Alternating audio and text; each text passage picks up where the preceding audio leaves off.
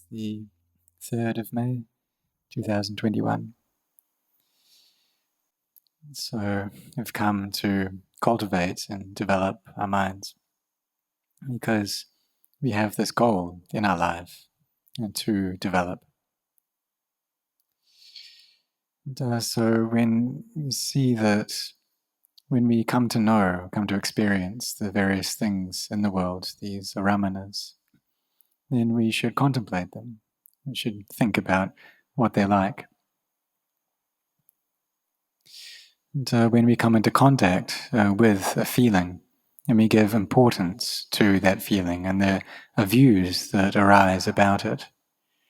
So for instance, if we experience a flavor, we taste a flavor of a food or a fruit that we really like, and then we have a view about that, that this flavor is a form of happiness for me.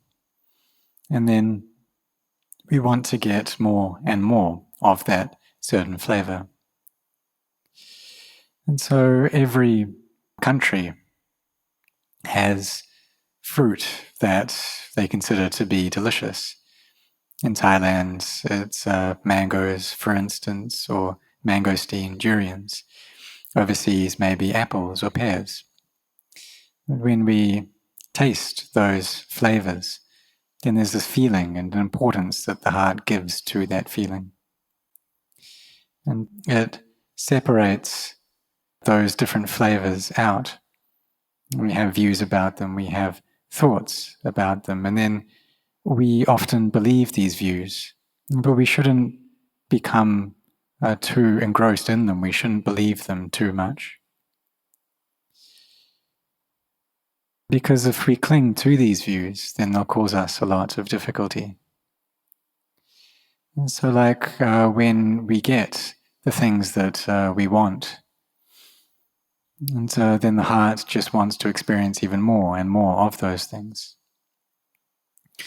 Or perhaps we have the view that we shouldn't get the things that we don't like at all, and that's another kind of view, that we don't want to be something, we don't want to have something, another kind of view that the heart might hold. And these two views, that of just wanting to get, or thinking that we should get what we want and we shouldn't get the things that we don't want, these are buried deep within the mind. And so we come to study these things, because we often get the feeling that if we get what we want, then that will be able to solve the suffering in our hearts. We see that people who don't have enough of the basic necessities of life, that they go through a lot of difficulty, a lot of suffering. But we also see that when people get that, it's not enough. They just want to get more and more of these things, and it's never enough.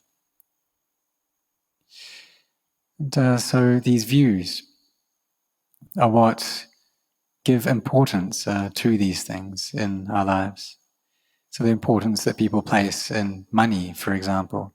They go through so much effort to study, to work, in order to get as much money as they can. And so they do this, they put in a lot of effort, but in the end, they end up using that money that they struggle to gain in order to try and cure the illnesses that are there within the body, or the pain in the body. And so really they don't know what's actually going on. There isn't much intelligence there. But if we have a sense of enoughness, then we'll also have time to develop our minds, time to train our minds. So this training of the mind is something that brings great benefit to us. Because what's really important in our lives is that we build up goodness. And this goodness that we build up, it's able to go with us beyond death. In some religions, or many religions, they teach that when we die, if we've been good in this life, then when we die, we'll go to stay with God forever.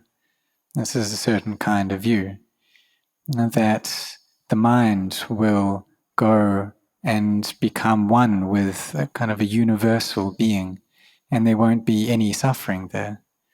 But there is still a sense of self there. There is still a self, this me, which is together with God. So these are the views that some people hold. And this was the case in the time of the Buddha, that people held these views, and it's true now as well. But the Buddha taught in a very deep and refined way. He said that we should really look at these things, study them well, and see that truly there's no me there at all. And so like rupa or form, we see that it doesn't have a me in it. It's just emptiness. It's Buddha. It's this. It has this Buddha nature within it. And so we see that this nature of awakening is there within all things. That everything in this world has the nature of awakening present within it. And everything in the world is empty. And so you see that in form there is emptiness. And that's just how things are by their nature. And there is emptiness there within form. And the emptiness within form is that these things are conventions. But if we see it in terms of liberation, then we see the emptiness. So within form, there is not self. And within not self, there is form. And the form is there through conventions. But if we see in its true nature, we'll see the not self of it. And so the Buddha taught us to abandon these things so that we don't suffer. And perhaps we are able to gain what we want, or perhaps we don't get so much of what we want. But if we're not clinging to it, then we won't suffer much over it. And so people really expend a lot of energy to try and find the things that they do want. Such as students. They're kind of struggling, they're unsettled because of their studies.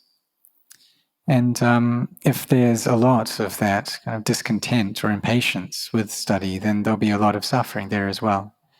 But we should have mindfulness when we're studying to know a sense of enoughness so that we don't suffer too much. Whether we reach our goals or we don't, then there won't be too much suffering in our hearts. Because we have this mindfulness, we're not just struggling, we're not just unsettled, but there's peace as we're studying. And so the practice is the same. That all people who practice want to see the Dhamma. But if we do that through this struggling, through this impatience, being unsettled, then from the very start, we'll just feel chaos. But the whole point of seeing the Dhamma, or when we see the Dhamma, that's for relieving us of this unsettledness, this impatience. So as we practice, we do so with a sense of letting go. We don't cling to the practice. As we carry on practicing, we let go as we carry on. So perhaps we'll feel peace sometimes, and perhaps we won't at other times, but we just know that. When we get results from the practice, then we accept that, and we put in more effort, we carry on, we put in our efforts anew. You contemplate so that wisdom arises. And so we see that the wealth that we gain, there's both this inner wealth and external wealth. The external wealth, we use that to carry on with our lives, to keep our lives going. And then when we've got enough to do that, then we can share it in order to build up goodness, to raise or create merit in skillful deeds. So initially this is a material form of wealth. But when we use that to create goodness, then it turns into kind of a mental phenomena, a non-material phenomena. So it's able to do that, and that's what intelligent people do. They change this energy from a very coarse energy to a subtle energy, one which abides within the heart. So we see that if we have to travel a long distance from one location to another location, and we take something with us that's really large, that we won't be able to carry it the whole distance. So what we need to do is compress that thing, make it into something more subtle, smaller. We change it into a form of energy. But energy, it's able to go both ways. So this material can be converted into energy, and then energy can go back into a material. And so the sacrifices that we do, how we're generous with our wealth, this can change into a non-material phenomena. But it's also possible for that to change back into materials. And so people who have wisdom, who have intelligence, then they will proceed in this way, using their wealth to create goodness.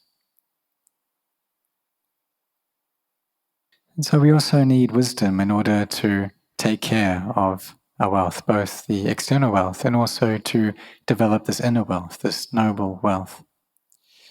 And so we know that there's generosity, and this is a form of wealth. And we also have firmly established faith. We really help to support the Buddhisasana. We help out in societies in times that are difficult and trying for people. We share these 4 requisites. We give out medicine, we give out material things so that people can benefit from this. And we do this to the utmost of our efforts. And all of these activities are means for us to cultivate merit.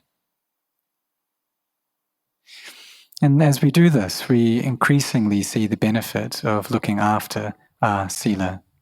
We see that this virtue is a kind of wealth as well. It's a noble wealth, and that it's far from enemies. And so there's this external wealth and there's internal wealth. But for those who have external wealth but they don't have wisdom, then they can use this in a way that just brings harm. They're not careful, and so that wealth can just become wasted. And then they don't have the wisdom to find new wealth. So they're just out, they're bankrupt. So that's what it's like for people who don't have wisdom.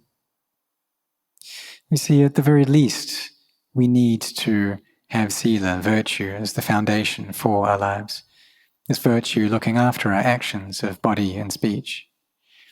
If we do that, then it's difficult for other people to trick us, to swindle us out of our wealth, because we don't want too much. We don't get involved in kind of unskillful activities like going out on the town at night or drinking alcohol or gambling. Because if we go and we do these things, we get involved in these kinds of activities, then it's very easy for us to get tricked. So when we keep the sila well, then it's easier for us to maintain our wealth. And then we carry on practicing and we gain this inner wealth, this noble wealth as well. So there's both external and internal wealth. So this inner wealth, this noble wealth, we know that there are many kinds of that. Usually we just talk about generosity and sila. But we also need wisdom to kind of rightly engage in generosity and sila as well. That as we go about doing these things, then the amount of impatience and unsettledness in our hearts should decrease, and the amount of wisdom that we have steadily increases. So we have this interest in coming to train our minds. And this training of the heart brings us great value. It has a lot of benefit to it.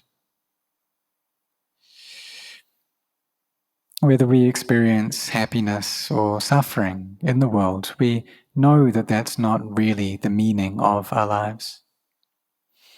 And what the highest meaning is that of developing the heart, of cultivating it, so it's no longer struggling, it's no longer unsettled. which means that we bring the heart to a state of purity. But it's natural that when we're not yet there, when we're just kind of ordinary humans, that there will be this struggling, there will be this impatience, this lack of settledness, that we want to get many things. And in trying to get those things, there's impatience. And then when we get them, there's even more impatience. And it just goes on without end. And we don't know when it's going to stop, when we're going to be done with it. Like how when we get money, people just want more and more money. If they get what they want, then they want even more of that. And for many people, if they were able to own the entire world, then they would go for that, they would want that. But they forget that this life, it's not able to last for very long. Old age, sickness, and death, it comes to us in no long time. And so even if we did try to get all these things, then old age, sickness, and death would come for us first. And so we should try to look and investigate and see what the truth is in these bodies, for example. Ask, do these bodies really last forever? And contemplate them to see how they're not me, they're not mine. To see how they're anatta, they're not self. And so this is how the path of Buddhism, it leads us to be free from this unsettledness, this impatience, to experience peace in the hearts. And so we should study and practice in this way and do it every single day. Like how we come to meditate and cultivate samadhi, and so that wisdom arises. And so we practice like this. We try to maintain our mindfulness in this way. And seeing that if we don't have samadhi, then wisdom just can't arise. So this firm settledness of the heart, it brings us great benefits. So may all of you train and put your efforts in this way and do this every single day.